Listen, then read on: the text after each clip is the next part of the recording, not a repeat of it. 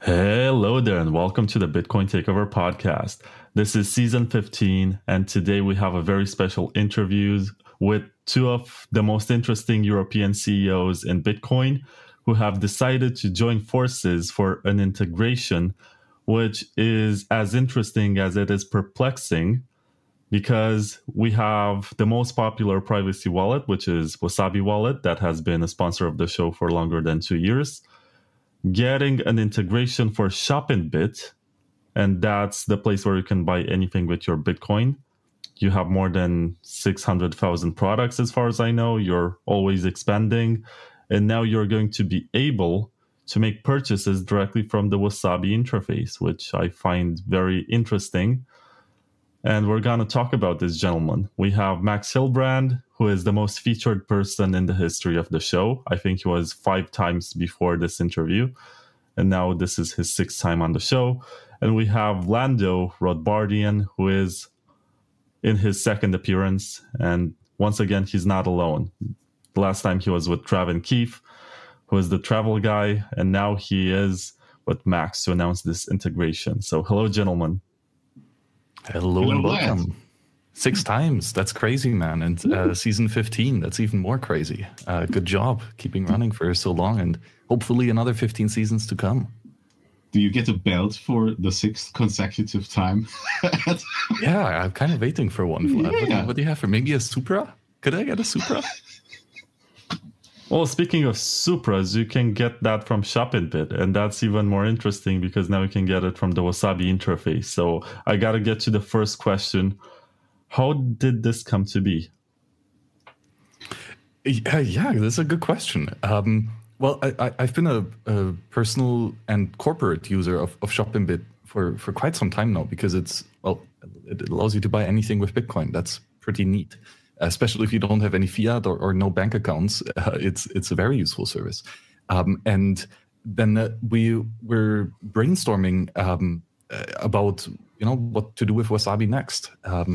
And we had like 101 pretty bad ideas, and a couple that were pretty okay. And the ShopInBit integration is really something that seems to be extraordinary and that catches a lot of birds with one stone. And so, again, like, it allows you to buy anything. So adding a button in Wasabi that says buy anything is pretty cool, especially because the fact that you cannot buy a lot of stuff has always been the biggest FUD against Bitcoin, and even more so against CoinJoin Bitcoin, right? Because some exchanges might close your account when you're using CoinJoin coins. But if you spend the Bitcoin directly with merchants, then, well, it doesn't matter if you have CoinJoin in the past or not, right? So these are just a lot of really compelling arguments. And after trying to shoot holes in this idea and seeing on where it could break or not work, we just realized that now this is actually a good idea with probably a big demand, and it seems doable in a short amount of work. So let's just do it. And we did it. Yeah. So we allow people to buy a lot of stuff. It's actually 1 million products already, Vlad. So it got a little bit bigger in the few months. And for us, it was a very interesting proposal that came from Max and the team at Wasabi, because we had just launched our big update, ShopInBit 5.0.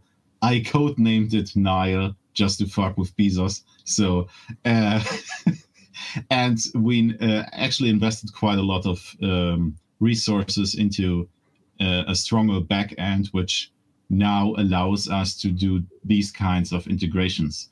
So before, it wouldn't have been possible to even think about doing such an integration. Now we have the resources to actually accommodate that in a very slick. I personally think it's pretty dope. I've seen some of the early builds for the back end, and they look very cool. So I think when you'll hear this episode, you'll probably see it already in action in the Wasabi wallet.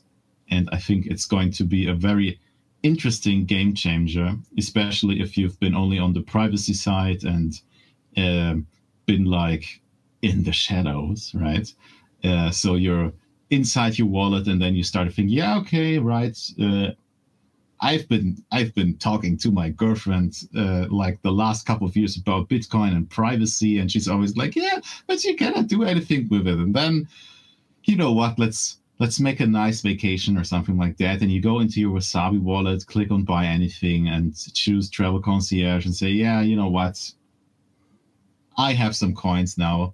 Please make me an offer for a nice trip to El Salvador. I want to show her the holy country in this regard, and you know, have a good time, and then have this whole conversation within your Wasabi wallet, all done, all fixed, and then you take the airplane. You arrive at the airport because your girlfriend probably will still be like, yeah, no, it's not real. You're fucking with me because, yeah, you can afford to buy an Uber to the airport and just for a practical joke. But no, you actually go on the airplane. You have the best time of your life because Draven is a fucking god when it comes to booking nice travels. And then she'll never doubt again that Bitcoin cannot be used for anything. And she will tell all her friends, and they will hopefully buy all the clothes that we have in our fashion section, just as a short plug on my side. Yeah, exactly. No, it's just a really great service, and it makes sense for a Bitcoin wallet, I think, in the long run, to not just be the place where you can receive and send money. Wasabi Wallet is unfairly private. It's the most advanced, most used Bitcoin privacy wallet, with 500,000 downloads across Windows, macOS, and Linux, as well as thousands of fresh and new Bitcoins get mixed every month.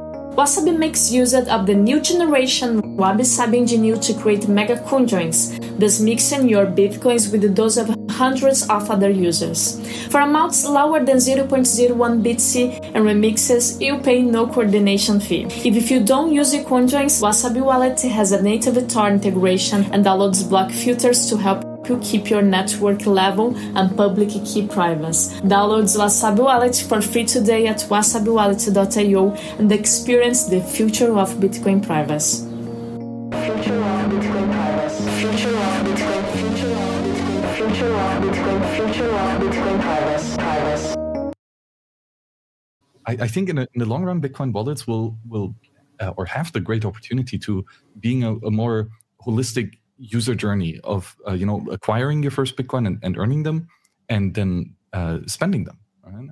And I think at Bitcoin wallet developers, we have the opportunity to ensure that these are like decent products and services with good ethics and good privacy behind them. And with ShopInBit, that's definitely the case.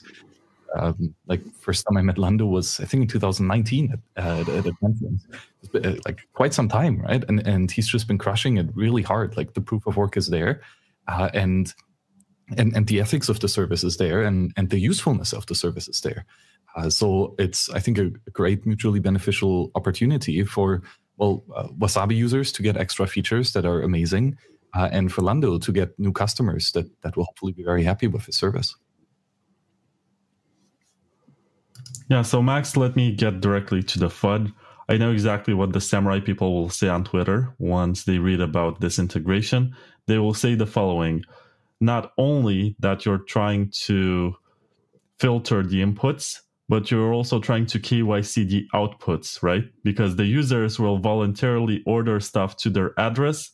So they will say that Wasabi is now the doxing wallet, because out of that CoinJoin, they will be registering with their home address, with their full name or whatever, to buy cool stuff from ShopInBit.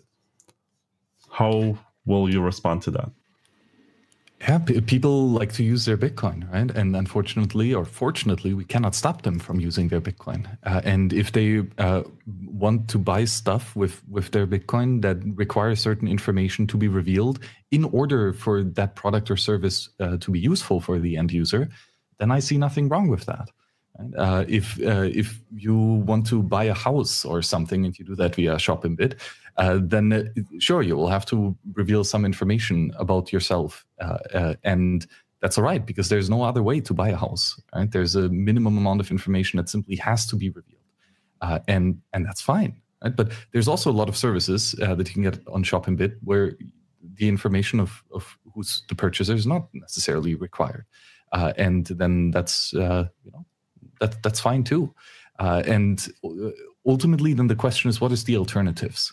And going to your Amazon account that is fully KYC'd already, and where you have a transaction history of many, many years and many hundreds or thousands of orders, to keep adding to that honeypot of information is certainly worse than using something like ShopInBit. Right? And yeah.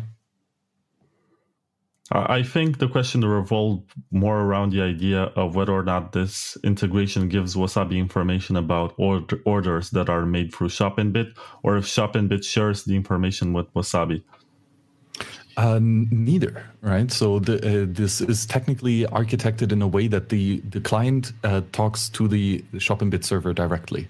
And therefore, and encrypted, right? End-to-end encrypted, meaning that no middleman can snoop on this information. Right? And then what ShopInBit does with that information is, I guess, up to them, right? But they have a really strong privacy policy that Lando can go into the details of. Yeah, so first things first. So the Wasabi client that you download communicates directly with our API, which is an open source API, and it functions just like a messenger. So you can send messages to our team, because in the beginning we wanted to start with a rather simple integration. I will put that in quotation marks, because all the devs who've been crunching hard on this integration will kill us if we say this was a simple integration. No, it's a direct communication line to us. So no one else, if you're running the Wasabi wallet on your desktop, no one else will be listening in apart from me and our team. Well, not me specifically. I'm not doing all the concierge requests. We have a team for that now. So it's limited to our premium services, and these are concierge service and travel hacking and ShopInBit cars. But that's more of a part of the concierge. So for travel and getting stuff, that's the two main products or services that we are offering right now in the beginning. And for our privacy policy, it's actually quite easy. After the order has been completed on our site, so you get your tracking link or your digital download data or whatever, we pseudonymize all personal data that we have in our on our server, as well as the chat log that has accumulated over the last couple of days or weeks or whatever. And after 30 days, the chat log is completely gone and the personal data will be pseudonymized. So if you like, right now it would say Lando Rothbardian, this and that street, whatever, and then it turns into Satoshi Nakamoto, I don't know, Genesis Roads, 42069, whatever, right? And only the country remains the correct one, because we need it for our VAT calculations for accounting. So we, of course, have to store an invoice. There will be the correct address there where we ship the product to. So you need to be aware of that. But we store our invoices offline after sending it to you, because for that specific reason, that it's not digitally available.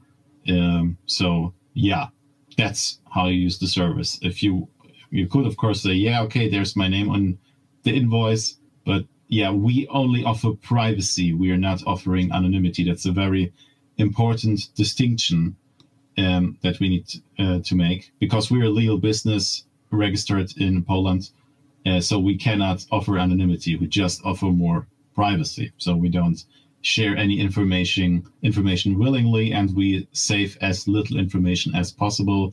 Or in this case, we only save the address on the invoice because we have to show it when there are questions. But we have been running for 5 years now. Max met me in 2019, and I've started ShopInBit in December 2018. And I think we're the only Bitcoin company left whose newsletter hasn't been hacked. Wear some wood. I don't want to jinx it, but I'm very proud of this fact. If that answers your question, Vlad. And on top of that, right, Wasabi does a lot of privacy protections by default, like hiding your IP address. That's very essential. So everything Wasabi does gets routed through the Tor network, so that no server whom you're talking to knows which country or IP address or computer or city you're talking from.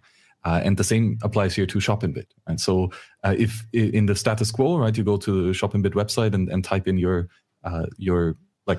requests there, then your IP address likely gets leaked to the ShopInBit server. Versus if you would do it over the Tor browser or with Wasabi, this type of metadata is protected. Right, so there are some benefits as compared to ordering from the ShopInBit website, as maybe you're not using the Tor browser, maybe that you're not using a proper VPN. You download Wasabi, which I guess is pretty fast. It syncs.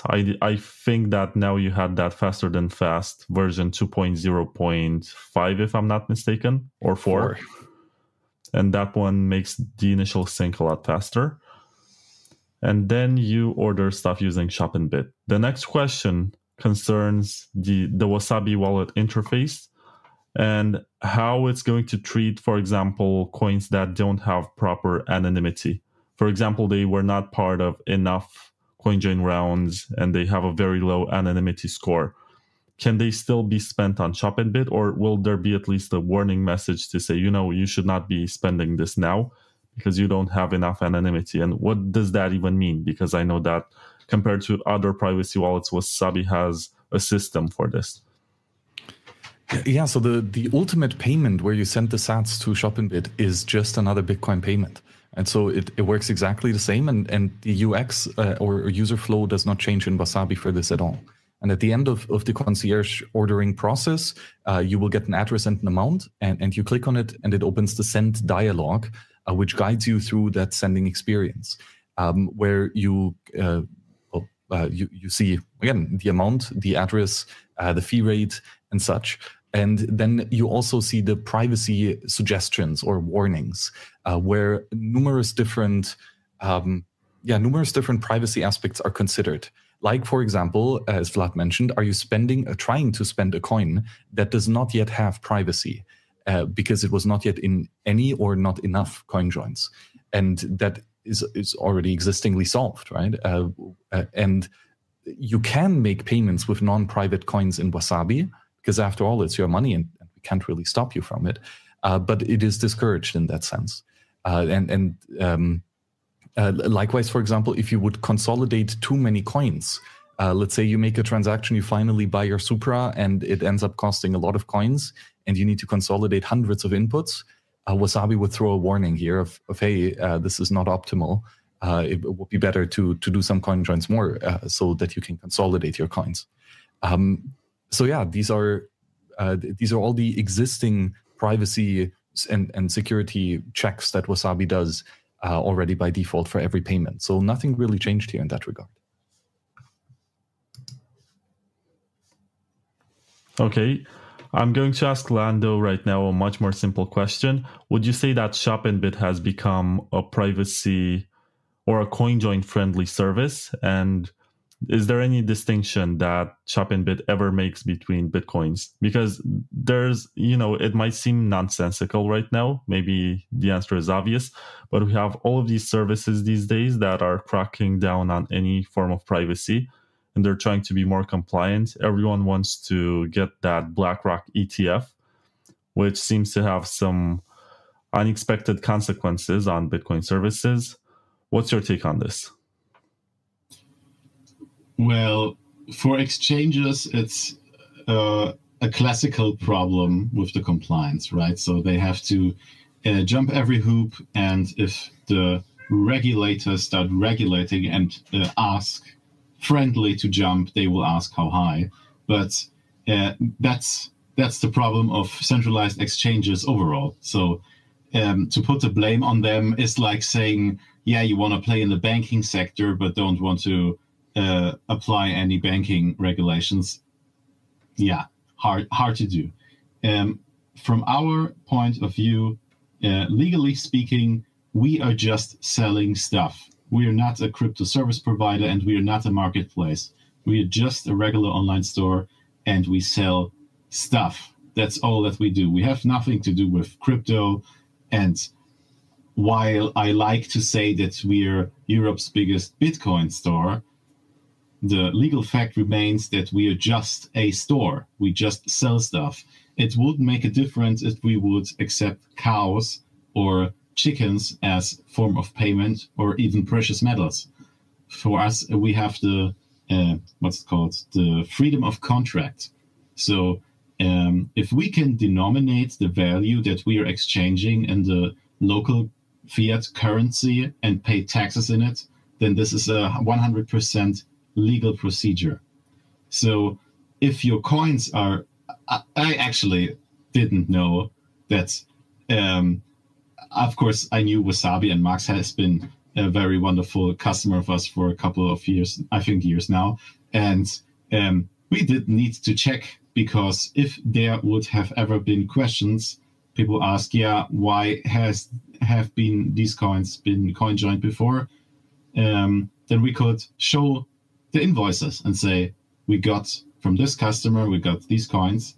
But to be honest, there has never been a question before regarding where coins come from, because our partners know what we are doing, and we sell stuff. So from a legal perspective, they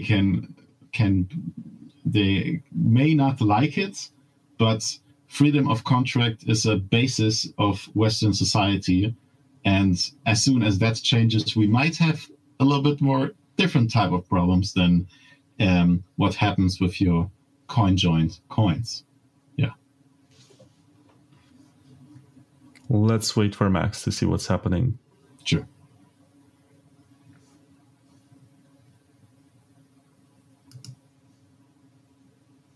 Are you back, Max? Different setup, but yes, it's still going. Okay, good. My next question is for you, Max, and it concerns this integration's fees. Is there anything that Wasabi makes off of this integration? Do you take a fee each time a transaction is made to ShopInBit, or do you have some sort of business deal in the background? Yes, indeed. There is a fee for CK-Snacks for the affiliation of this service. And so it's like many other Bitcoin wallets. I guess the best example would be something like Bitrefill gift cards, which is integrated in many other wallets, where it's easy to buy these gift cards, and Bitrefill earns a cut, and they are forwarding that to the wallet provider. And it's very similar here as well. However, all the details of the pricing for the concierge services, we leave in Lando's capable hands with a lot of experience and how to price these things. Yeah.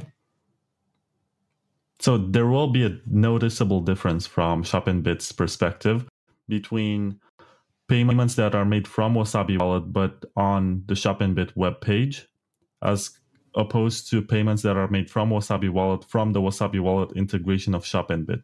They're going to know which is which.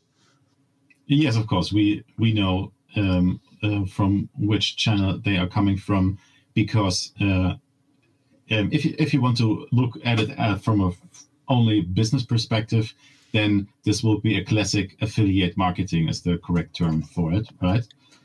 So we of course have to check and show in an easy way that the profits are shared fairly. So it's not like CK-Snacks can look into our orders and know what has been bought, but they can see the total amounts and their percentage, of course, that they get that has been agreed upon previously.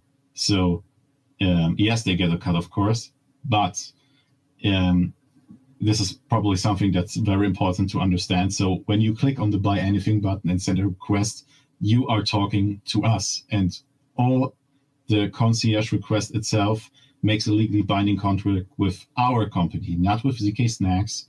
So it's the Wasabi as just an interface for, you could imagine it like it's an extra website, like you would go to, I don't know, wasabi.shopinbit.com Like it's an like a sub store. It's not like that. It's a store that belongs to ZK Snacks. So the whole legal interaction and all interactions, communication-wise and Bitcoin-wise, are between the Wasabi client user and ShopInBit. So that makes it very clear who has access to the data, and you will see an extra checkbox, of course, before sending your request for our privacy policy, and you have to accept it before because, well, we are in the European Union, you have to accept everything beforehand, so there's no trickery there. But yeah. Let me put an extra layer of pressure on you, Lando, because since there is this deal that's operating in the background, why don't you offer some special discounts for people who use Wasabi and the integration? A special discount? Well, because this is our premium service, and this is 100% manual labor, no AI, and no basic e-commerce, right? So you cannot buy our 1 million products through the Wasabi client for now. It's technically possible, but when I threw that into the room, all the people showed me that I was a crazy person for wanting to have that integrated in the first version. So this will come in a later stage. So please be patient with us. Right now, it's only for our premium services. And like, if you haven't tried out our Concierge or our premium services, just as a quick overview, so you send us a request and say like, okay, I want to have, I don't know, let's say I want to have a harp and send it to Andorra, right? Weird example, happened before. What we do is, first thing, we check if we can actually buy the product. Then we check if we can ship the product. And then we check with our lawyers, if necessary, if we are even allowed to sell this product to you. And then we double check if this whole transaction is legal. And only after these 4 points have been checked, you will receive an offer from us. And if 1 point of this check fails, you will receive a friendly decline with an explanation why. So there is no discount that I can give, because this is 100% service for people who want to say, okay, I need this and I don't want to have the hassle around it. Make it happen. So that's this kind of service.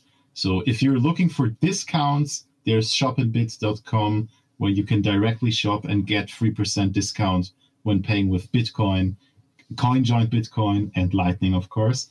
But there are no special discounts for the Concierge and premium services. We have a special VIP status, but that also doesn't offer discounts, but offers more services, more extended services. Yeah. If that answers your question. Yeah. It's really the kicker, right? That this is a like extreme premium service in the sense of also that there's going to be an incredible amount of demand for it. Right? Like everyone wants to have a personal assistant to get the shopping chores done. And Lando has limited supply in his and his team's expertise in satisfying all of these people who want to spend their sats. And how do you regulate the supply and demand mismatch? And you do it with price.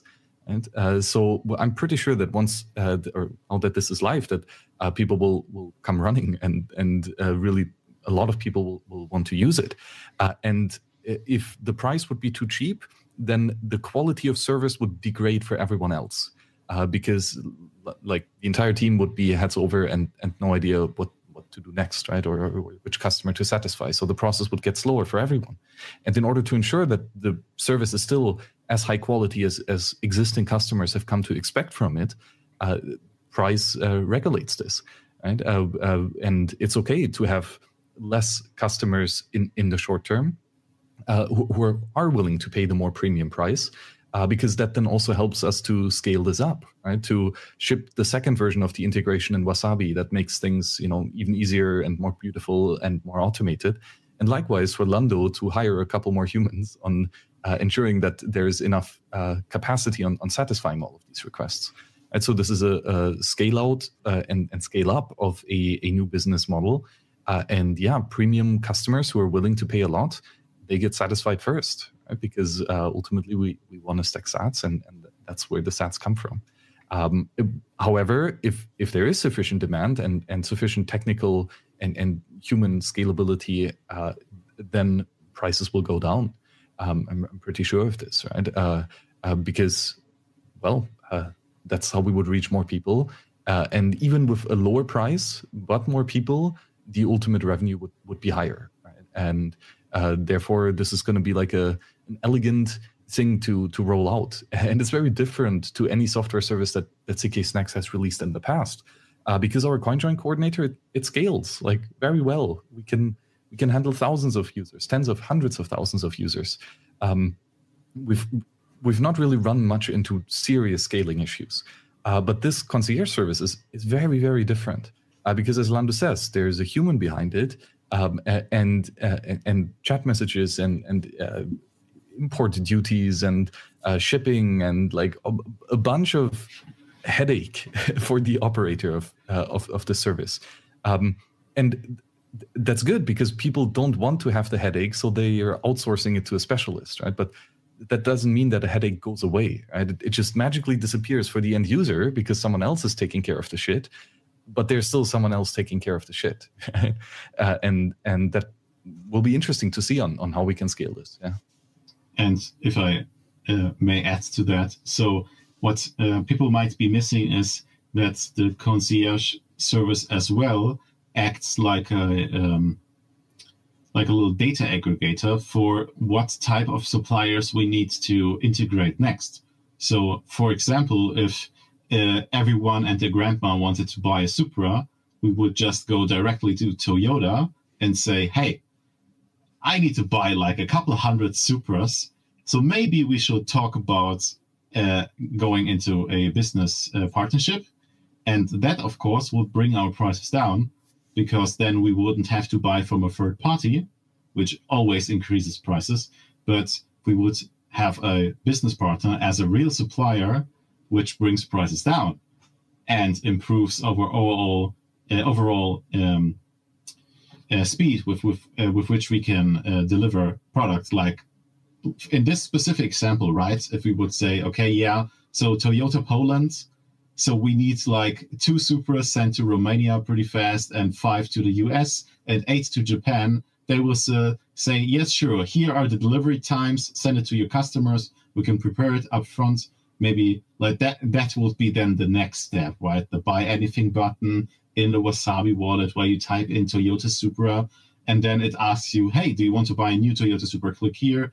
And then it shows you like, okay, choose your color, buy it with Bitcoin, pay with Wasabi, right? And then it gets delivered directly from Toyota headquarters to you, maybe with a nice little card from Shigeru Miyamoto because we asked him, because you bought even more Nintendo games directly from the factory. So that's like, I know it's a little bit overboard, but that's the idea behind it, right? So the more we can see what people actually want to buy, because money talks, as Charlie Sheen so famously said, we can better acquire new suppliers and better discuss better deals with them.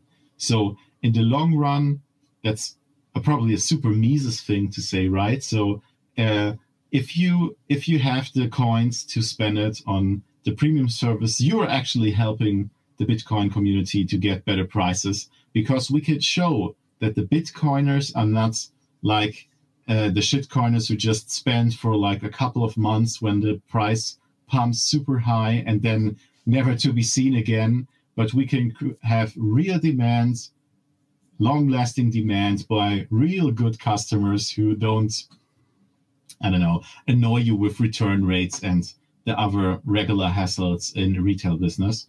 So this potentially could be a pretty interesting social experiment to see what is actually possible when you're like not limited by knowledge, because Wasabi already has probably lots of users, right?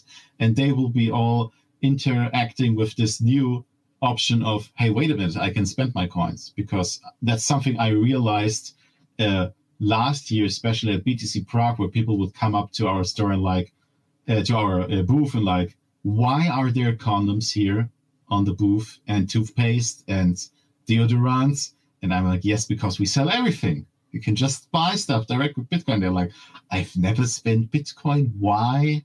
Huh? Okay. And there's a new perspective change.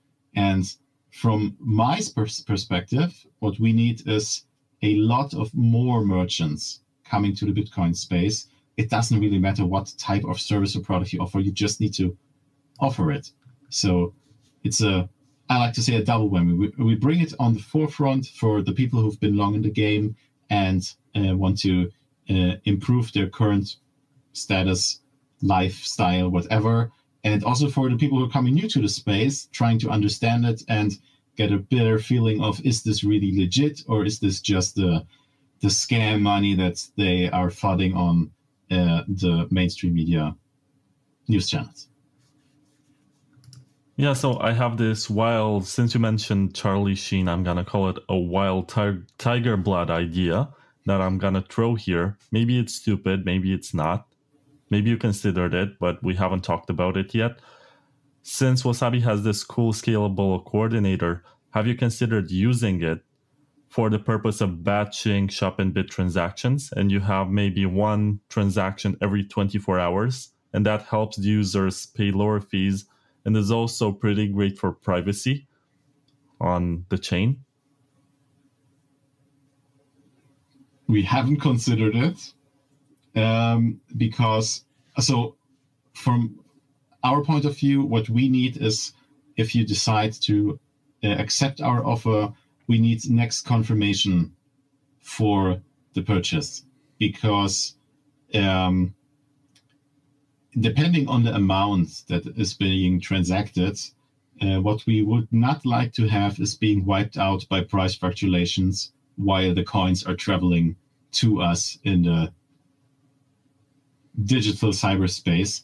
So we require a next confirmation transaction, a next block confirmation transaction. So to batch that, maybe it would work in the future, but that's probably something Max is more knowledgeable on explaining.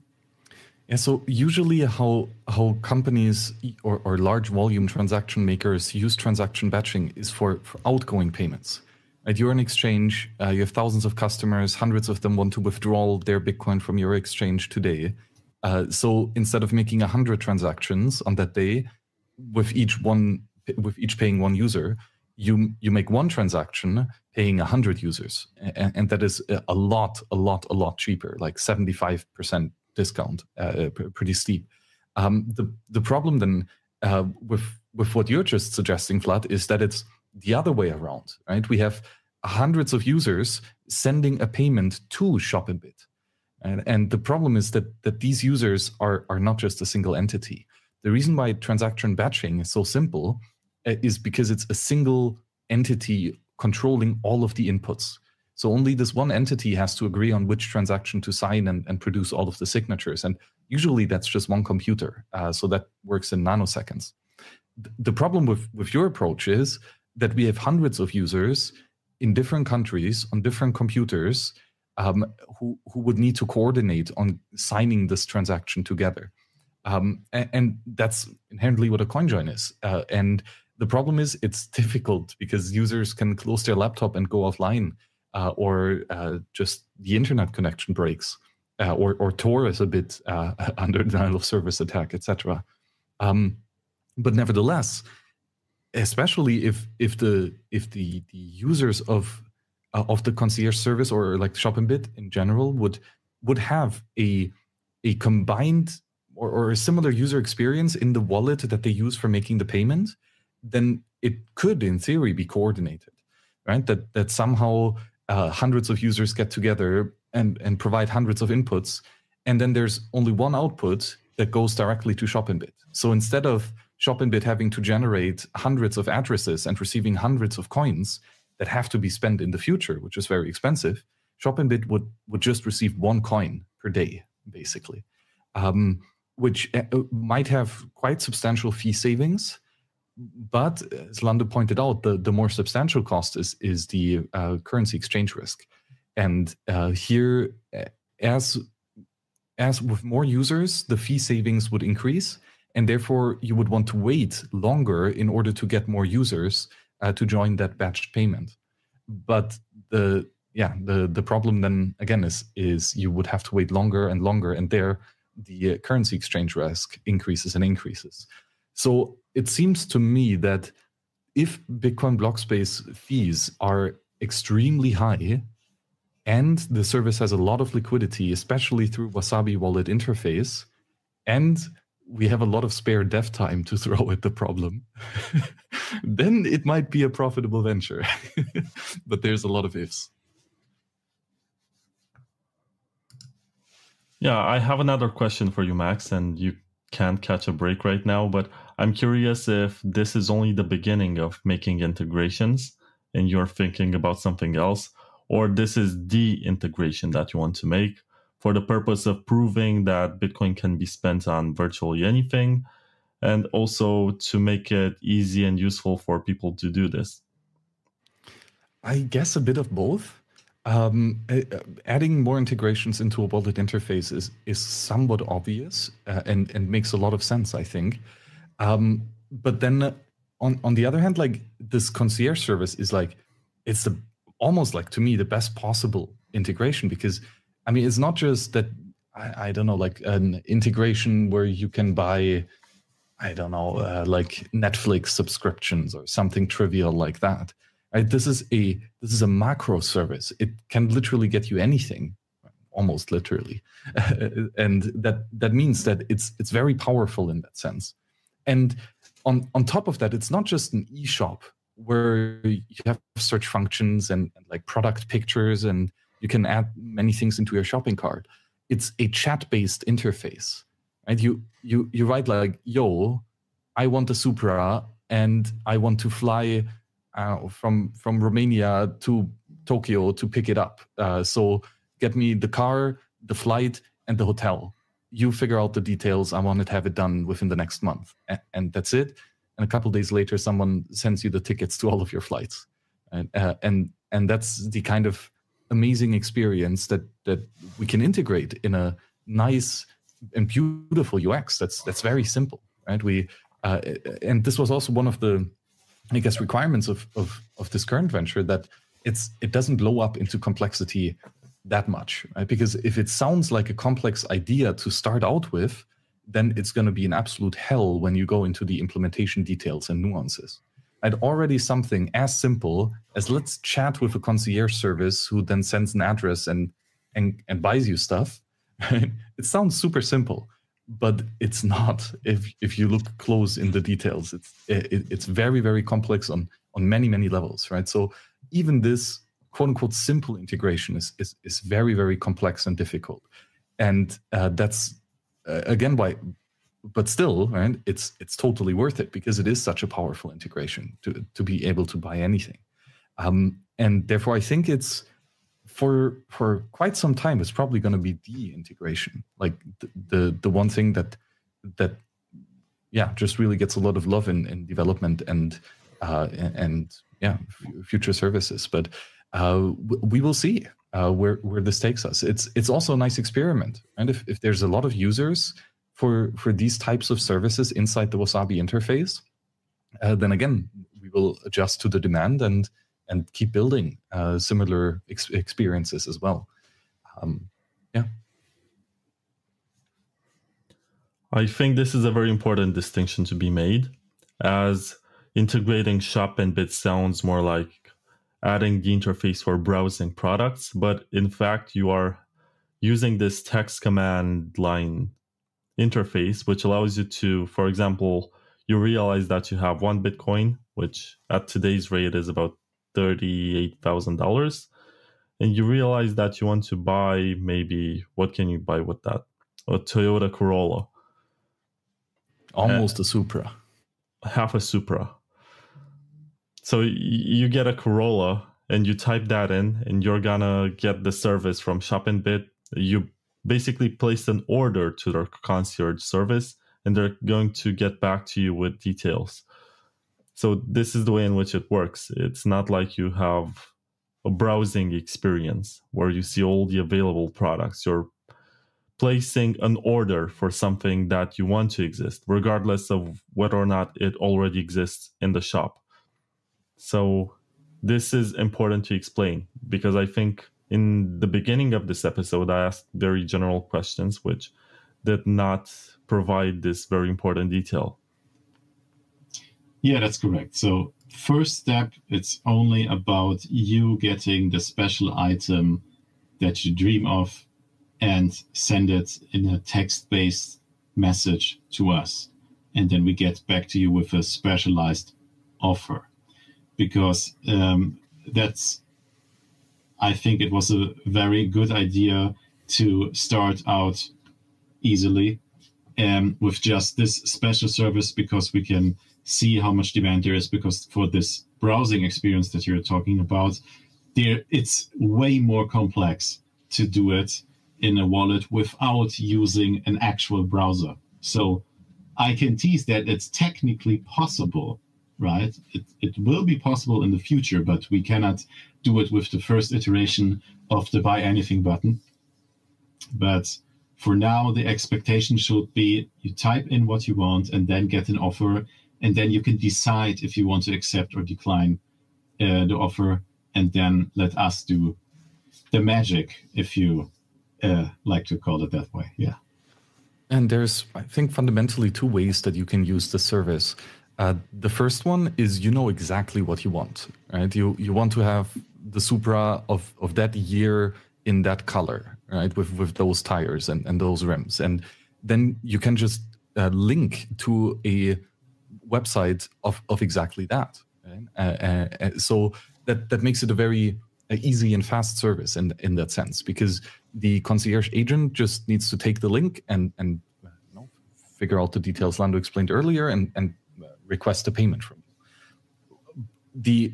And the same goes for flights, right? You know that I'm here right now and I want to be there, and that's the flight number, and that's the hotel I want to stay at, and that's the level of room. And you can send all of this to the travel agent, and he will respond very quickly with the finalized order. The second approach is you're not yet quite sure what you want, you just have a problem to be solved. Right? So this might be a request as like, hey, I need to buy Christmas gifts for my entire family. There's like 5 people, ages, 12, 30, 50, 60, whatever. One of the guys likes football, right? And that's it. Budget is $1,000. And then the agent has a much more difficult task of trying to figure out what are exactly the details and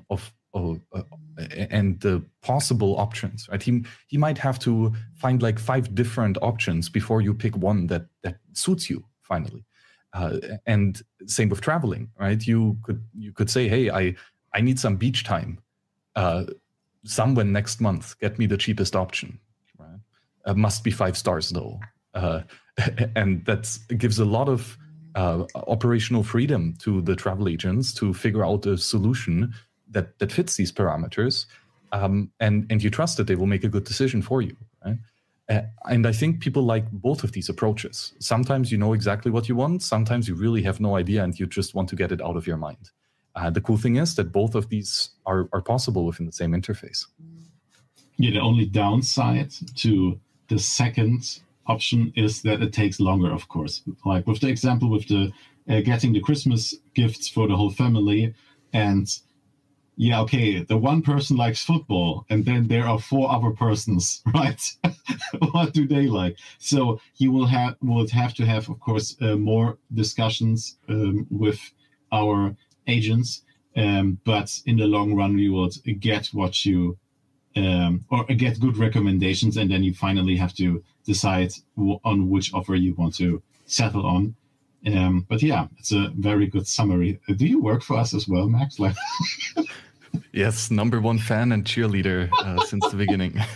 Excellent. Yeah. So these are the two ways. So the difference in these two approaches only how much time it will take until you get the final offer. Because with the first one, it's usually 24 hours, sometimes 48. But with the second approach, it could take 2 to 3 days to get a concrete offer. But that really depends on what the circumstances are. Some things are super easy.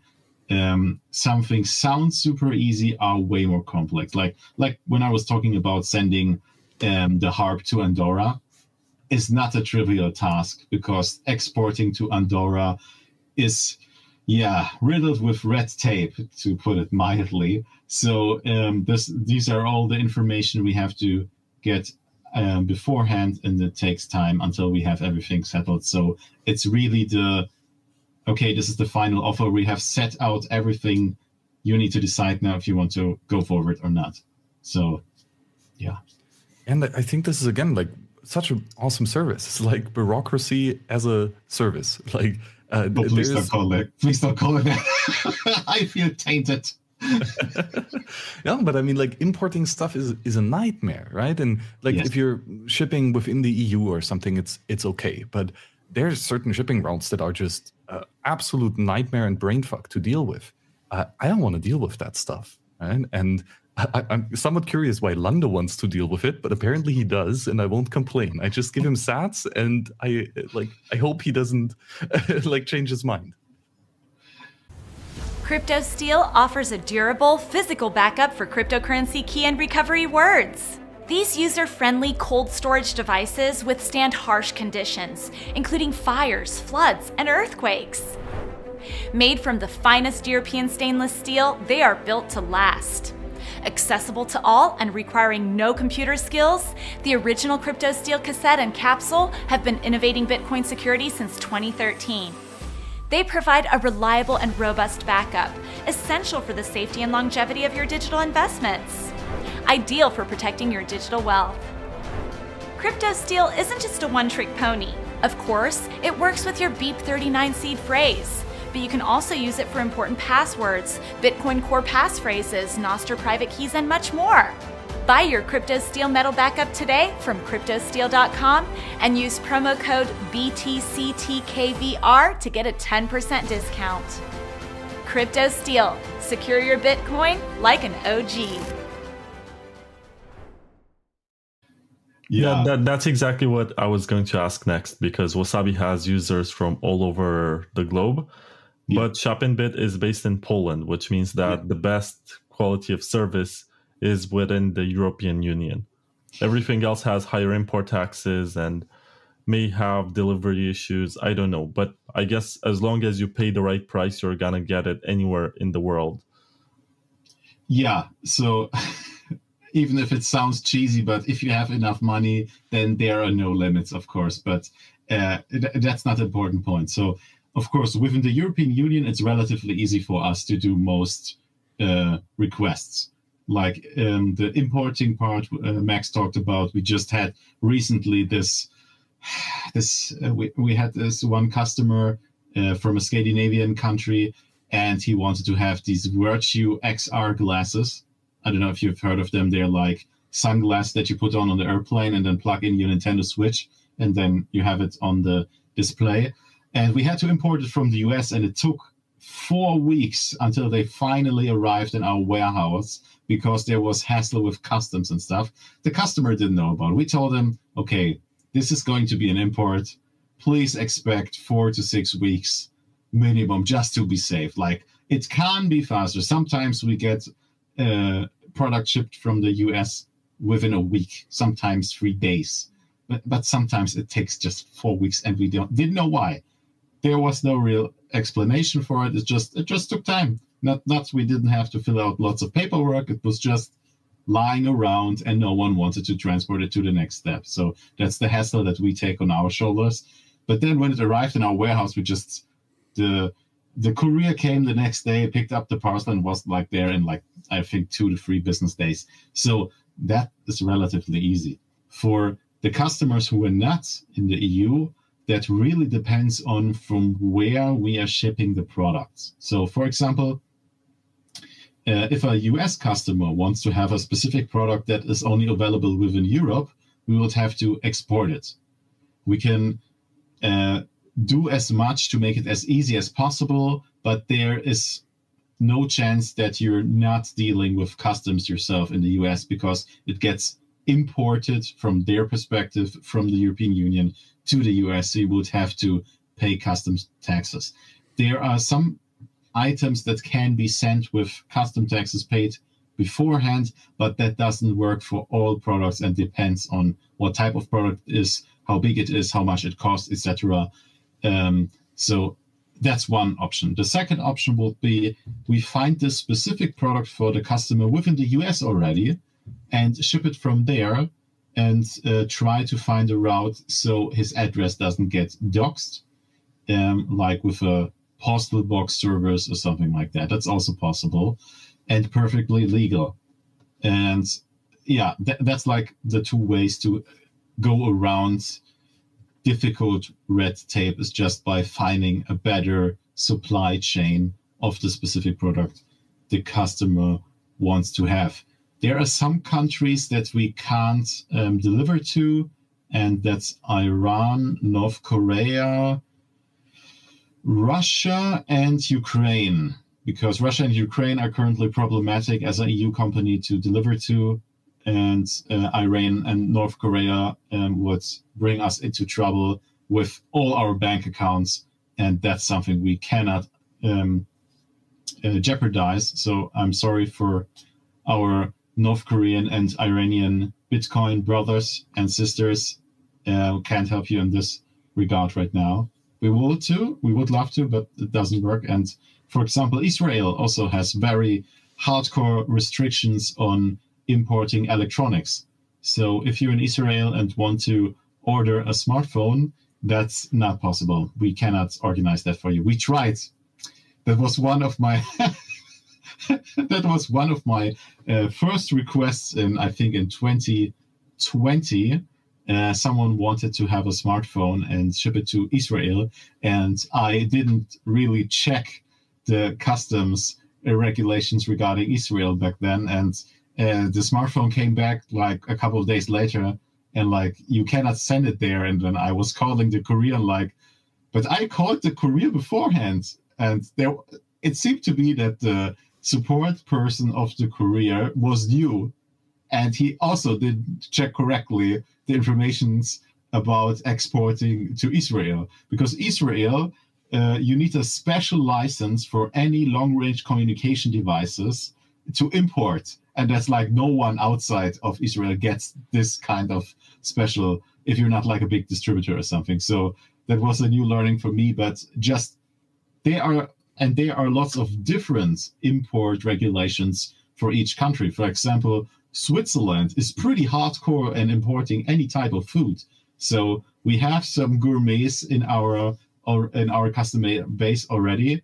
But if you're from Switzerland, there's a very high chance we cannot send you the gourmet foods. You would have to come maybe to Germany or Austria and pick it up from a parcel locker there or something like that. So we would offer options how to do it, but in the end, you have to decide if you want to do it this way.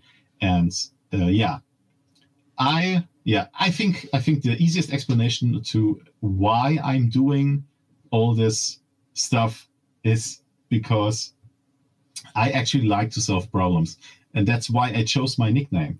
So, as you might know, Lando Calrissian he's not a force user, he's not a smuggler, he's just an entrepreneur in this crazy empire-ruled galaxy, and he tries to make a buck finding the cracks in the empire. So I needed like a name that explains my entrepreneurial spirit, and on the other hand, that I never have to answer the question again if I'm left-leaning or right-leaning.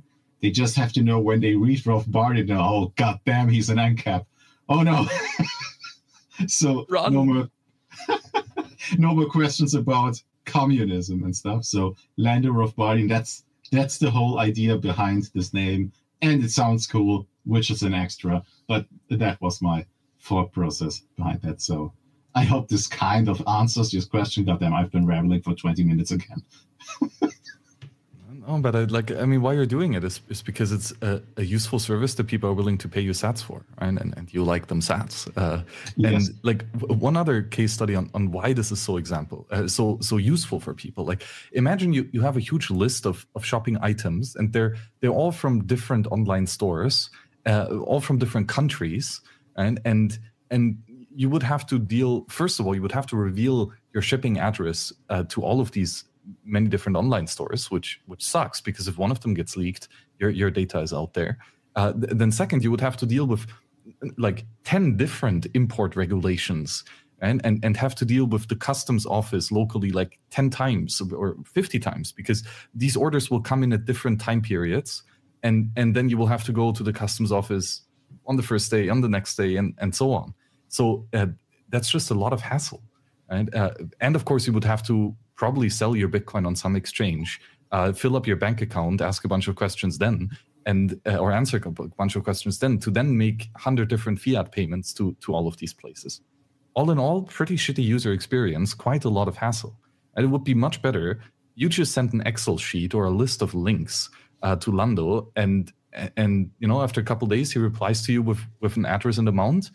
You pay it once, and all of these many different goods from all the different countries and stores are shipped to Poland, to the warehouse, where they accumulate until all of them or most of them are there. And then Lando sends you one package, right, that has the combined goods from all these different stores. And you just have to pick it up once. And so, sure, maybe that still has to go through customs and that shipment from ShopInBit to you finally, but at least it's once and not 50 times. And so that's just yet another reason for why this is a mega useful service. Wow, Max, you really work for him. You would think that, but no, he doesn't. So in our previous interview, Lando, you mentioned something about less than 1% return rate for items, yes, whereas Amazon has something around 20%. ShopInBit, which allows you to buy with BTC, has less than 1% because people actually pay attention to what they're buying. Do you expect any returns from this Wasabi situation, or do you think that people are anyway very privacy cautious and you're going to get an even lower return rate? So within the last 5 years, from all the concierge requests, we had one return. It was one return. It was, I think, I remember. It was a pullover from North Face, and it was returned because it was a gift to a friend of our customer, and it didn't fit. That was the only return. But when he wanted to return it, we had problems with receiving it. It was at a bad time, so we had to keep it because we couldn't return it ourselves, and the other size was already sold out of the special edition North Face pullover. So I still have it. And now it fits me. So it's not that bad. So for the concierge requests, usually there is no return rates because people know what they're buying. The 1% that I was referring to was to the regular e-commerce store. And even there, you see that people are really way more thoughtful about what they are spending their sats on, and they accumulate their orders, and it's so much more fun. We deal also with fiat customers, and sometimes it's really mind-blowingly shocking how fiat really corrupts the mind in this regard. Yeah. Shall I wait for Max again? It's interesting. Yeah.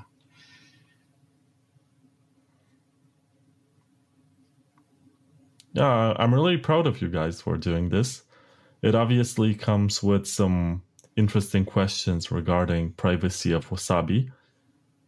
And I was actually curious why this shift happened, because I think before this, it was all about mixing your Bitcoin and sending it into cold storage for multi-year holding.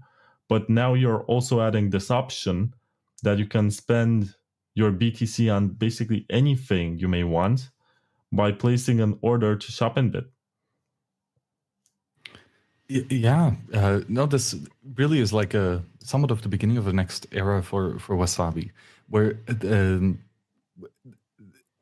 like being a privacy-focused wallet shouldn't be enough of a use case, right? Like that should be the default of every wallet. And in the long term, I don't think it's a nice differentiating factor for Wasabi. Right? It's more about what are the actual real-world problems that you can solve for your users. And now that we have anonymous money, we can finally tackle all of these other things, right? All of these other problems have to be solved too. It just took us like 5 years or more to figure out how to have anonymous money. But now that is solved, I mean, sure, we can do more on the tech side in terms of decreasing fees, increasing speed. Of course, Lightning Network is a kicker here. But ultimately, on-chain transactions work just fine. And I'm thinking that most of the concierge requests even are paid with on-chain at Lando Store, right?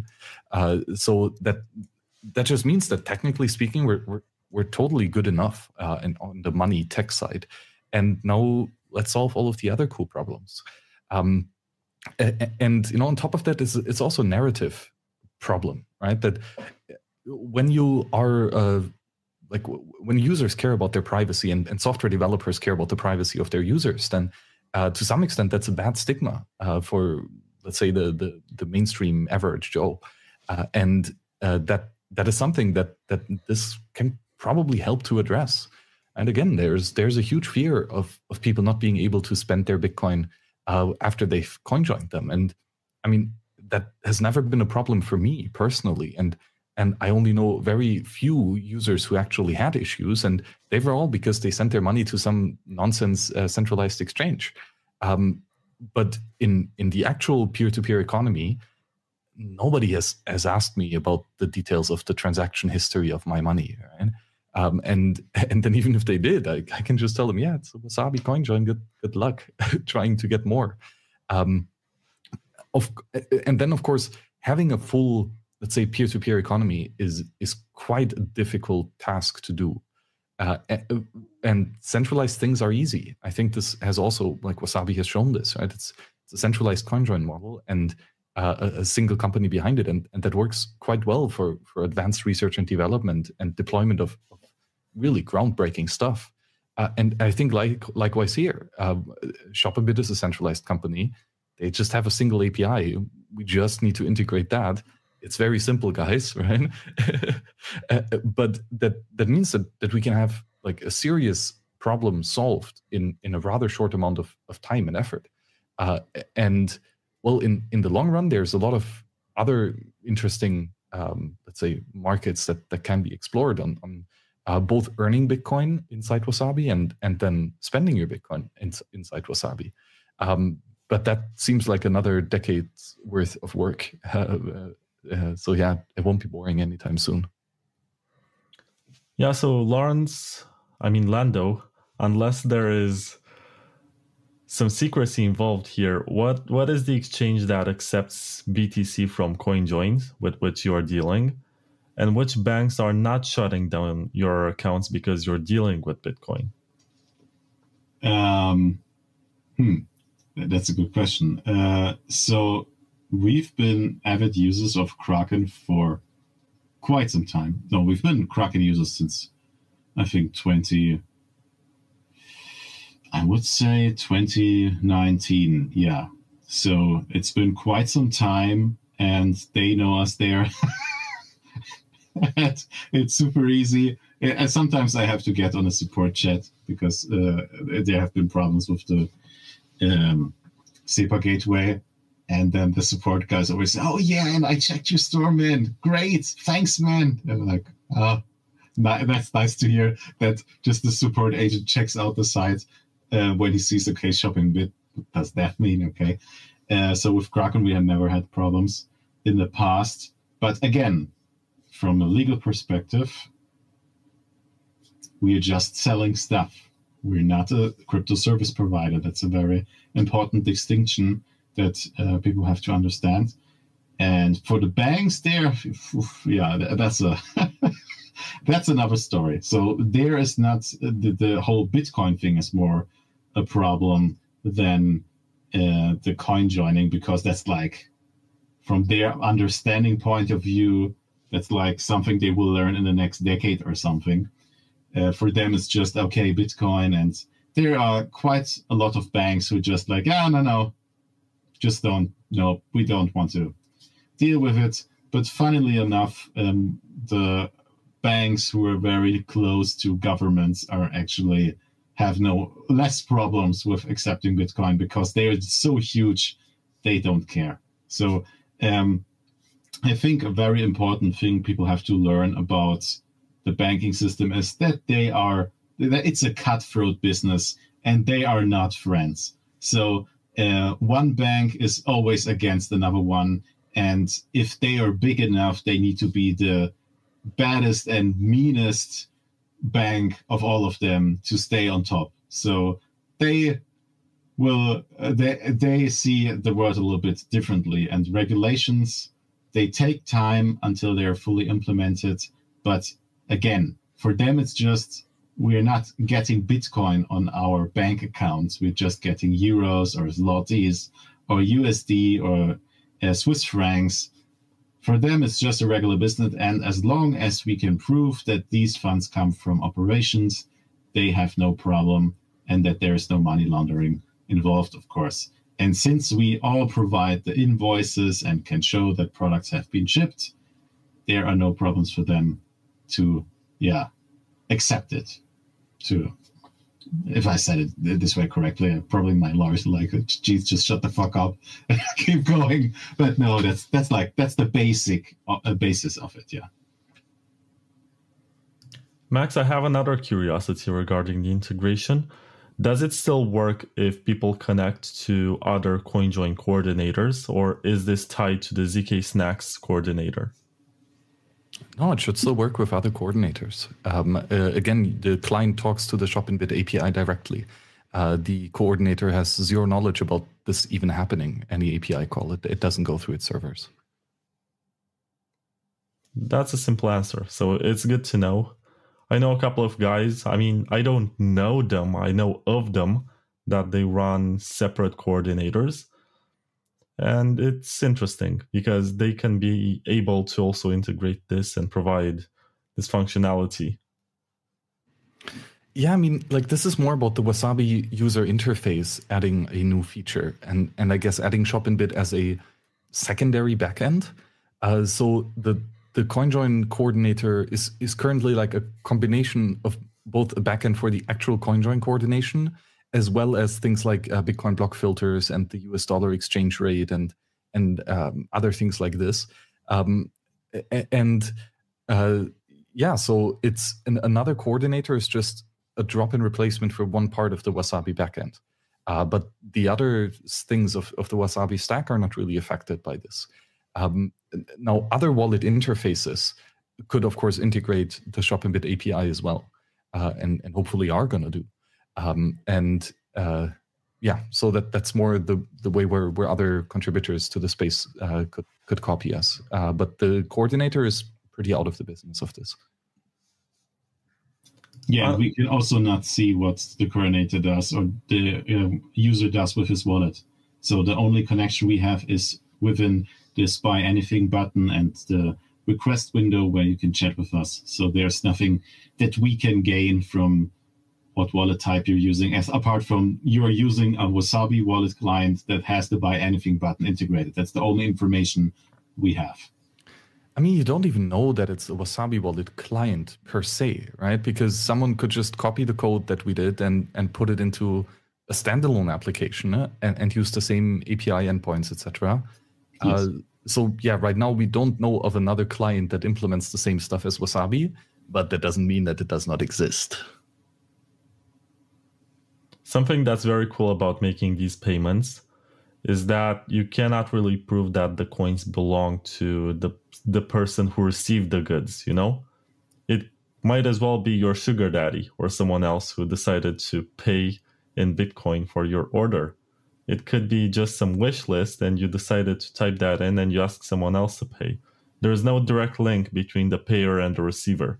So there is some plausible deniability here for those who are obsessed with privacy.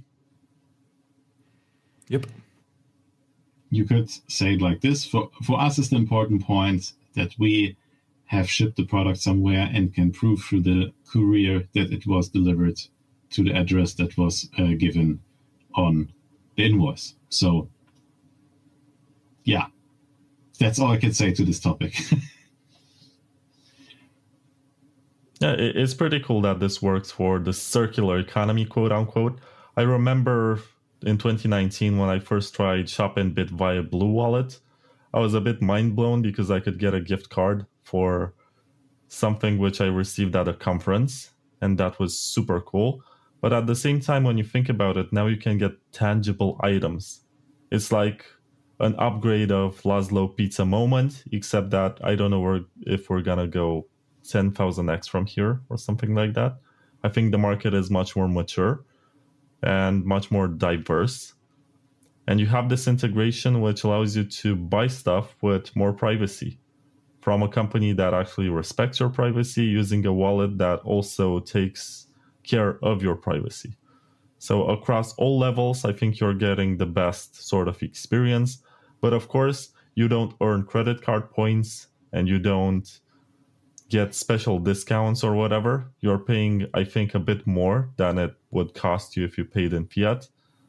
But for some reason, for now, the privacy option always seems to be the more expensive one.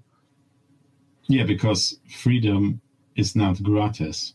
So if you want more freedom, if you want more privacy, that's unfortunately the world we currently live in. I think in a free cities powered CoinJoins and Capistan, freedom will be the standard option and the cheapest one, of course. But right now, there is a premium on privacy, as it always has been in the Bitcoin space. So if you, I don't know, remember back to the local Bitcoins time, when you bought Bitcoins there, they were always at a premium in comparison to centralized exchanges, because this is an extra service that has a real world value. So that's one part of it, but it's more about the convenience and the privacy that we offer that makes, in my opinion, and probably if I can speak for Max, also in his opinion, in comparison to doing it with fiat. And on the other hand, you have the societal upper hand over other, as I like to call them, Bitcoin LARPers. So if you're always like talking about, yeah, Bitcoin is so great, but the first opportunity to save a couple of sats, you go back to the fiat cartel, then I don't know what really the sense is of doing all this, because we have to build the circular economy. And of course, if you support a business like ours or ZK Snacks, you're helping to build Bitcoin jobs. And that is something people underestimate, what the power is of living a full Bitcoin life where you're getting paid in Bitcoin and work for a Bitcoin business, because this has an effect to the whole social circle of the person who is employed by a Bitcoin company itself. Because when he goes around and people say, come at him with, like, he's at Thanksgiving dinner or he's at a Christmas dinner table, and people come at him like, yeah, I heard the news again, and it's only the terrorists, money launderers, drug cartels are using Bitcoin. And then, no, you appear there and like, no, I'm a customer service agent for ShopInBit. I help the people to get their orders in time, and I get paid Bitcoin, and they're super friendly people, and they, not all of them buy kinky stuff. So it's like, right. So that's a total different experience, because your grandma will not argue with you that you're like, no, you can only be working for terrorists. And it will be the same. Like, this is a very, for me personally, I'm very happy about this whole integration and partnership with Max and Wasabi, because this will finally bring the era of the dumb hodling, the extreme hodlers, which are not I don't think they are real people. Sometimes I think this meme just exists on the internet, because there will be a point in time where you will have to spend your sats. There's no way around it. You cannot survive without spending money. Only if you live on an island and know how to fish or hunt or whatever, and live like an eremit or something like that, like hermit. Is hermit the right word? Yeah. I forget. Yeah, so like a hermit, right? So you could, of course, live your Miyamoto Musashi dream and do that. But most of you out there, they live in a society. Oh, no, it's just... Not so sure if you can call the fiat world a society. Yeah, I don't know. Right. So, and you cannot just exclude yourself from everything, but there is a point in time where there is something that you want to have. And with the upcoming CBDCs, we have to ensure that there is a circular economy already in place. That's just, we start building it when the CBDCs are there, then there's no chance to escape anymore. And now we have these options. I personally hope that we're the last middleman for this Bitcoin generation, and that others will pop up and they start accepting it. And there is no need for this big centralized ultra store that has 1 million products and more. But there are hundreds of smaller stores working together. It makes sense to work together. For us, it makes sense to work together with independent merchants who produce specific other products, and vice versa. So there's more to gain for everyone. And I hope that we are finally entering the phase of the Bitcoin adoption where it's normal that people start with the HODLing because they have no savings. Being broke is not a joke. So you need to start with HODLing, of course. It's not stupid to HODL. If you have no money, why the fuck should you spend it? You need to have savings to build for a better future. And then you can start to start your own business, accept Bitcoin. I don't know, improve your skills, right? And then finally, after you have built something for yourself that generates revenue apart from just saving, you can, of course, start spending it. And the best way to do it is, of course, with Bitcoin businesses. And in the best case scenario, your circle is already ended there because you have no fiat left anymore. But if you still have fiat, you can then say, okay, I've spent some coin, I can replace it now. Let's go back to HODLing, and the circle begins anew. So I hope that this will be the new mantra of new Bitcoiners that will be coming into Bitcoin with the next bull run that's probably starting next year, I think, January. What does your super cycle say when the next bull run starts? Well, we have 40K by January, we have 50K by June or July, then 60K by 2025. Mm-hmm. And then it just keeps going until 100K, which is around 2026, according to the super cycle model. You can check it out. Some say it's bearish, but I think it's much more realistic. And so far, it played out pretty well in the last 3 months. So let's see what happens next. I hope it holds out. I hope it beats Stuck to Flow and it makes that guy look like a fool, because this makes much more sense, right? You wait for 100K, you're being pragmatic, you get a super, and then you get a girlfriend. What else can you want? SatoChip provides open source solutions based on smart card to assist you in your crypto journey. The hardware wallet lets you safely store your private keys within the tamper-proof chip memory, while Sato Dime allows you to create a barrier cold storage in 2 clicks thanks to its mobile app. And SeedKeeper is the ultimate hardware device to store and manage your seed phrases. Become self-custody with SatoChip. Your keys, your coins.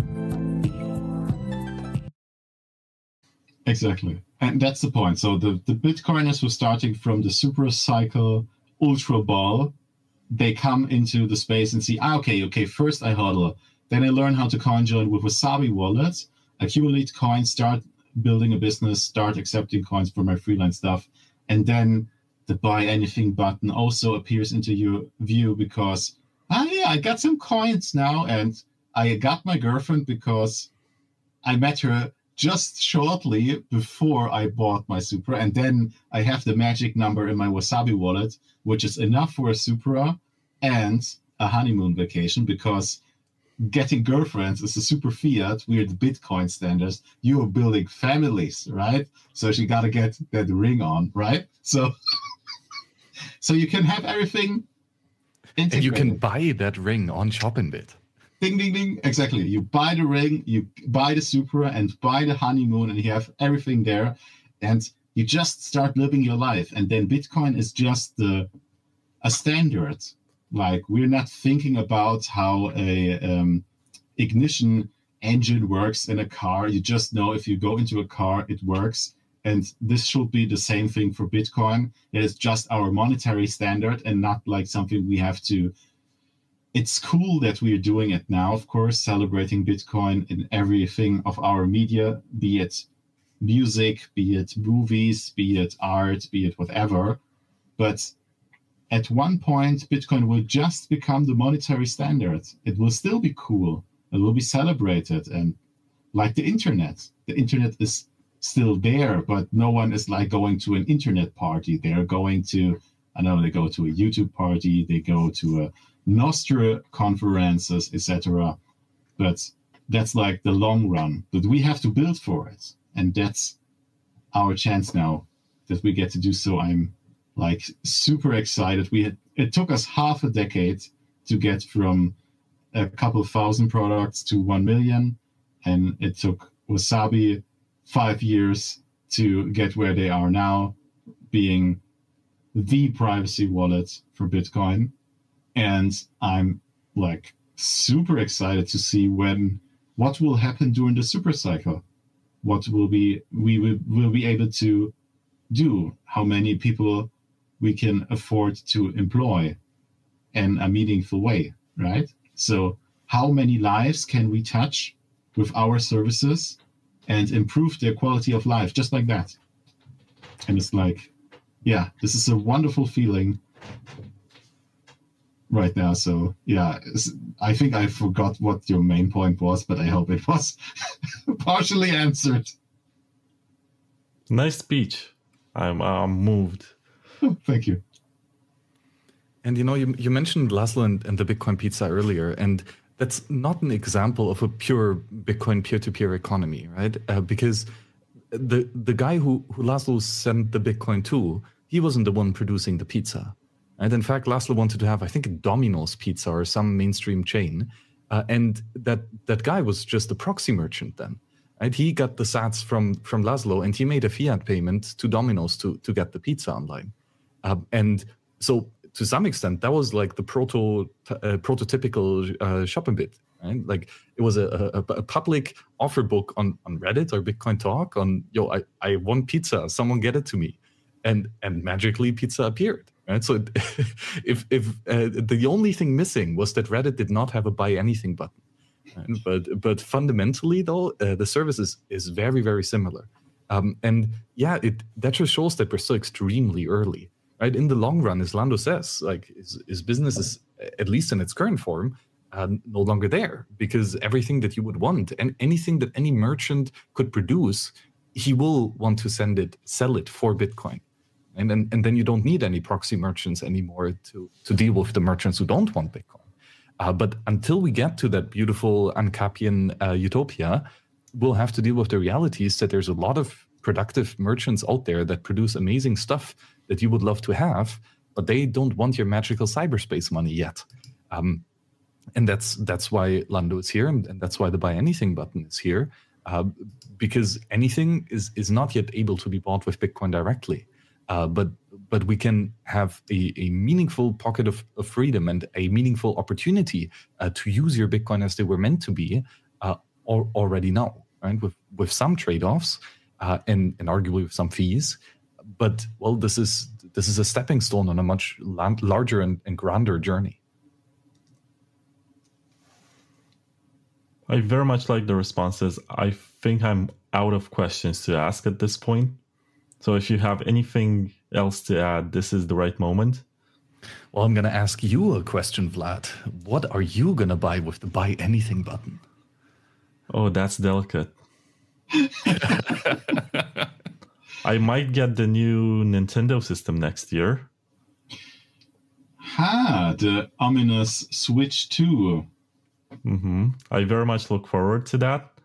I might get some video games with the Concierge service. That's what I have been getting. I maxed out on my SNES and GameCube collections thanks to ShopInBit.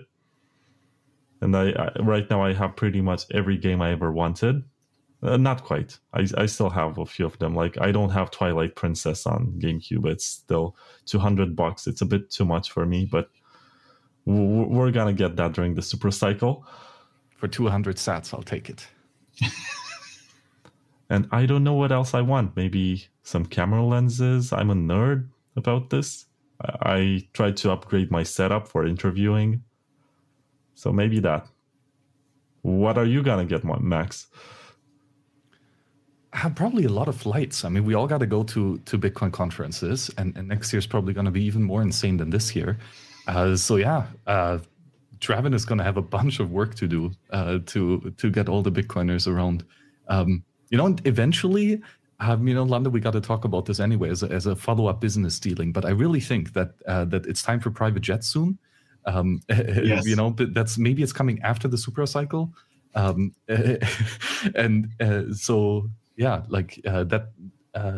might be something. Yeah. So jets are not off the table.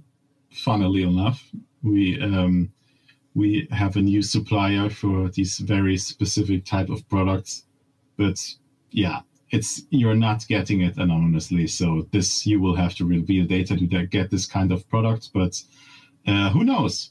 Maybe there's so much demand that we can build our own little charter line or something with a private jet. Exactly. Because I hate flying around a lot with the security checks that take so much time off. And Traven does his magic, right? But he cannot magically hack away the security guards who have a bad day and let it out on you, or just the regular hassle of going on a flight. You know what? What I would really like to buy that I can never buy is like a time machine to go back to the 70s and see what flying was back there when you were smoking in a not that I want to smoke a cigarette, but like you were just walking on the airplane, like just straight from the cab and just lighting up a cigarette, and someone serves you a whiskey, and Miles Davis appears and plays a little tune. I don't know that would have been, but you know what I mean, right? Like, what type of freedom we have lost during this insane non-gold standard fiat cycle of the last, oh my God, it's already 60 years ago. This is 70s, almost. Sheesh. Yeah, quite a long time. So something like that. But no, yeah. I'm very intrigued by your answers. So it's a very good showcase of our two main services, Concierge and Travel. So, and I'm also looking forward to what Magic Traven can make happen for me this year to travel to all the conferences as relaxing as possible without any hassle, which is super cool. Like I'm so happy that Traven joined our team, because before that travel organization was for me always the most annoying hassle ever, and I have no patience for searching around for the different flights, and then they get more expensive the more searching you do around and stuff, which is ridiculous. So I'm super happy to just have it off my plate. And I hope that you guys out there also will be enjoying this type of special service in the near future. Yeah. And of course, the Nintendo Switch 2, I need to get it as well. I will not be able to play it apart from Mario Kart, but because that's like the Nintendo stuff is a pretty good store of value, ironically.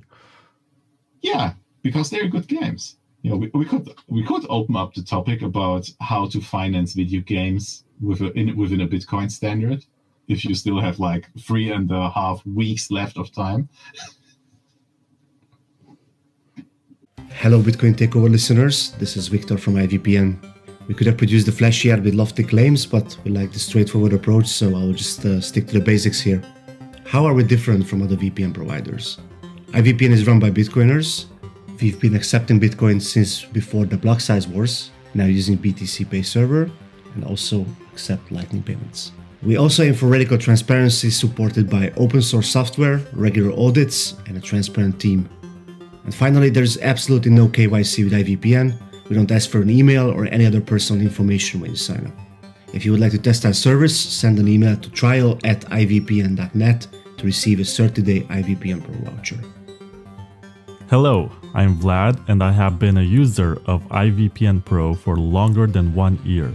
What I like the most about it is being able to use 7 devices at the same time and using the multi-hop feature to connect to 2 different servers of my choosing at the same time. Also, your account consists of a randomly generated string of letters and numbers which are not linked to your email address, bank account, or real-life identity.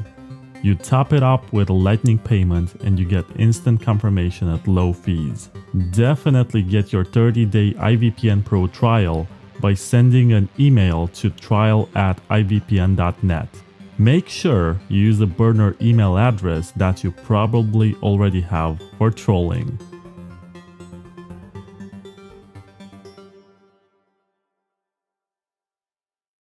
Yeah, it's refreshing to hear about people trying to build markets as opposed to saying only hold your Bitcoin, borrow cash against it, and use that cash to buy even more Bitcoin, and then do this leveraging ad infinitum until you get to a point where you get wrecked or whatever. I think this sounds weird, but I think this hardcore only hodl, never spend, do nothing mentality is pretty fiat. Like it reminds me of these people who already have like lots of money, right? And they keep accumulating money. Like there's no tomorrow. Like I've met a couple of these people in my lifetime, and they had like, I don't know, let's say 2 million euros in the bank account. Like they were lying around in the bank account, and they were penny pinching at every corner, like wearing the cheapest clothes, not going out to fancy restaurants, buying the cheapest groceries, living in okayish apartments, right? But they had the money and they were never happy. I've never seen so miserable people in my life that have this kind of behavior, because there's, before someone starts screaming, you just want to spend your, no, it's totally fine to accumulate money, but there is a point where you can never spend this type of money anymore. If you have 2 million, for example, in euros, or even if you have 2,000 Bitcoins lying around, for example, there is no way you could spend it in your lifetime. You would have to spend stupidly, like stupid, you would have to spend it, not in any normal, rational way where you would buy stuff. So for me... Well, have you looked at house prices lately? Because that's an easy way to lose millions. Yes, of course. If you're buying it in a Western country, a stupid house that is overpriced by regulations, then of course you're gone. Your 2 million are gone. But if you're going like with this kind of money, what does 2 million euros buy you in the EU? Like a little flat in a big fucking city, and then you're broke. There's not like enough money left to live any kind of meaningful life. But with this kind of money, you could go to, I don't know, what's a lovely, Thailand is a very lovely place, or you could probably go to El Salvador, have a nice hacienda there, live like a drug kingpin, and pay pennies on the pupusas and live a wonderful, rich life. But just the amount of money doesn't make you human. It's just an extension of your lifetime that you can borrow from other people.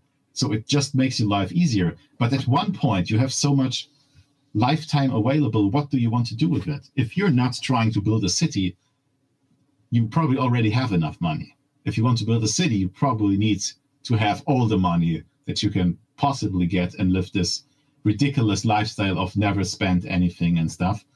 But it all depends on what your goals are actually, right? If you just want money for the money's sake, then you'll never be happy, probably. So I have my personal number in my head, right? So I have a specific number where I will just retire, right? I will just go out and say, all right, this is the line. I have achieved it. I will go back into my garden, learn how to garden at first, and I don't know, live like an old samurai who put his sword on a pedestal. Don't say samurai in an interview with a Wasabi guy. Sorry. Okay. Live like an honorable knight. Yeah. Put the sword on. Put a sword on a pedestal and stay in my garden, play with my family, and live a good life. Like, how much money do you really need to do that? Do you need all the money of it? Do you need all the money in the world? Like, in comparison to that, the HODL meme is probably similar to the FIRE community, right? I forgot what the acronym stands for, but these are people who live frugally for a couple of years and then they retire early, right? So they live this type of lifestyle for, I don't know, 10, 15 years or something. And then they have accumulated the amount of money that they calculated beforehand. And that's an understandable way. But the HODL meme that is proposed on the internet usually is just never spent. Like, you die with your coins. Like, okay, but why? Why accumulate the coins in the first place? So citadels, bro. Yeah. Well, how much money do you need to buy a fucking citadel? Like, do you need a couple trillions? Like, how many bitcoins? Do you need 1 million Bitcoin to build a citadel? No, you just find a nice spot somewhere in a nice country. You buy I don't know, 2 acres of land. I don't know what the fuck 2 acres are. It's as big as 3 football fields or something like that, right? And then you ask other people, hey, do you want to live with me? I'm a cool guy. I'm fully ANCAP, Bitcoin standards. I know how to do farming. And then you ask another guy, hey, do you know how to handle cattle? And then there comes the third guy. Hey, are you a doctor? Because we don't want to die out here. And then people come together like, how much fucking money do you need to build a citadel? How much fucking money do you need to find friends? How much fucking money do you need to build a community? It's not about the money. That's the weirdest oxymoron of the Bitcoin community. We talk about money all day, but what we were looking for is a community, is friendship, is brotherhood, because like we come from super different places in the world with very different backgrounds, but we're together here because we needed some more freedom in our life. And there was this money problem. And we found a solution to the money problem. We found a solution to our freedoms. And now we can work together on building these citadels. But it's not about accumulating the money. That doesn't make us happy. Accumulating the money is an extra. That's nice. That lets you sleep easy at night. But the type of thing you're striving for is building the circular economy, building the Bitcoin economy, and finding these connections. And goddammit, you need to play Death Stranding, because that will prove my point about building human connection. That's the thing. We need humans. The free market is just humans. It's not a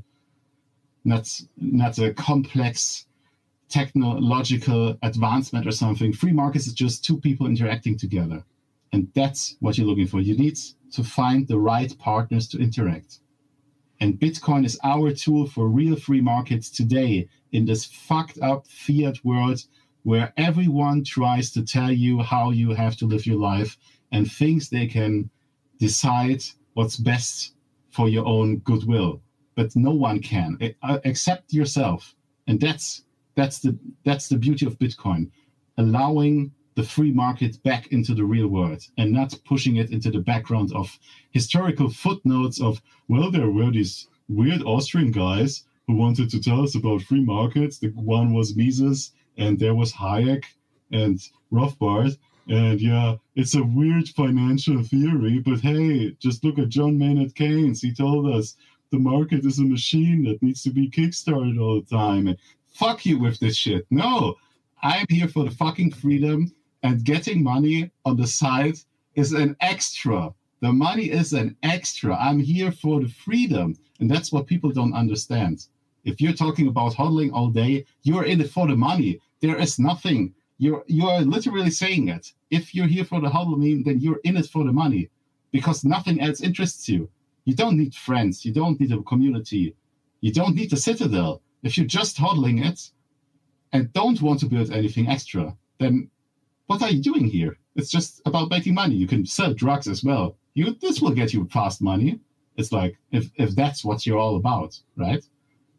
So, God damn it, I've been ranting again. No, you're on fire. Guys, if you ever have issues with finding friends to move into your citadel, just download Wasabi, click the buy anything button, and Lando will get them to you. Probably. I don't know.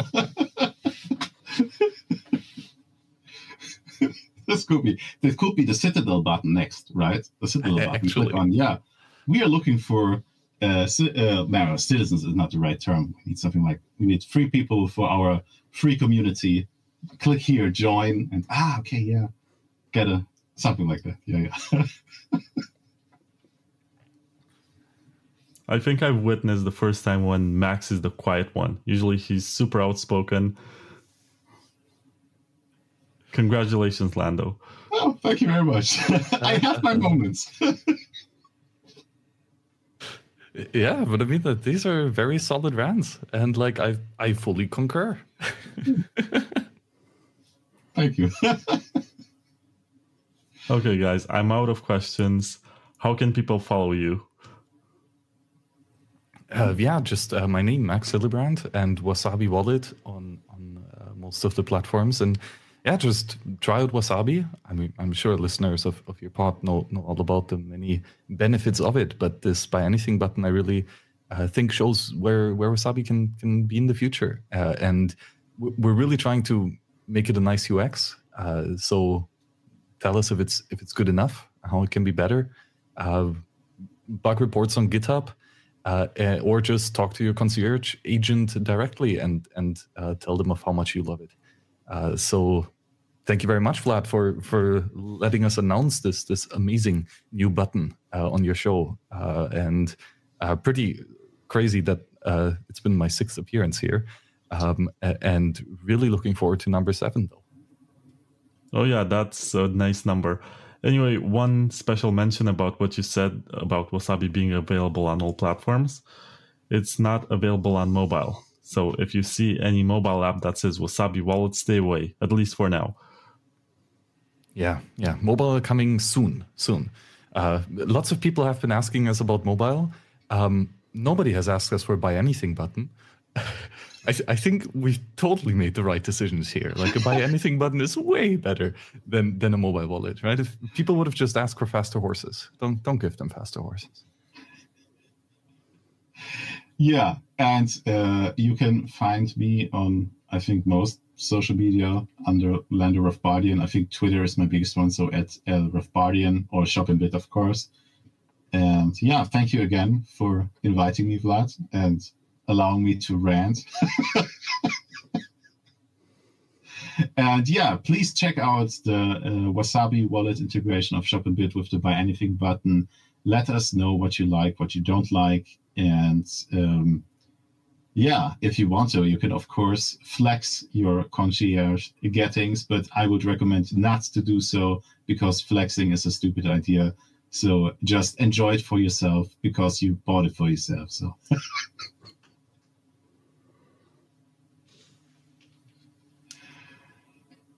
Thank you, guys. Thank you, Vlad. That was fun.